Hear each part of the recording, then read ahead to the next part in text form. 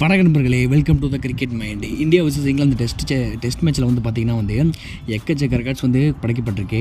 அதில் வந்து one of the record வந்து பார்த்திங்கன்னா அஸ்வின் அடித்த 500 விக்கெட்டுகள் கிட்டத்தட்ட வந்து பார்த்திங்கன்னா இந்தியாவிலே 2வது பவுலர் செய்யக்கூடிய இந்த ஒரு ரெக்கார்டு ஆல்ரெடி வந்து அனில் கும்ப்ளே அடித்து வச்சிருக்காரு. இப்போ வந்து பார்த்திங்கன்னா நம்ம ரவிச்சந்திரன் அஸ்வின் வந்து 8வது பவுலராக வேர்ல்டுலேயே 8வது பவுலராக வந்து இந்த 500 விக்கெட்டு வந்து கிடக்கிறாரு.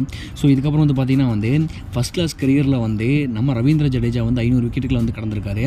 ஸோ இதை தாண்டி சொல்லவே தேவையில்லை, எஸ்எஸ்வி ஜெய்ஸ்வால் அவர் வந்து பார்த்திங்கன்னா செகண்ட் டெஸ்ட்லேயும் இப்போ நடந்த தேர்ட் டெஸ்ட்லேயும் வந்து back to back double century வந்து அடிச்சிருக்காரு.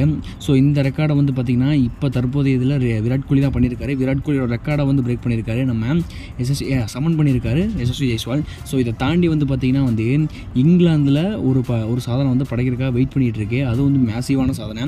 அது வந்து பார்த்திங்கன்னா ஒரு 4 விக்கெட் எடுத்தால் பெரிய ஒரு விக்கெட் ரெக்கார்டை வந்து படைப்பார். அந்த பவுலர் யாருங்கிறத பற்றி, இங்கிலாந்து பவுலர் யாருங்கிறத பற்றி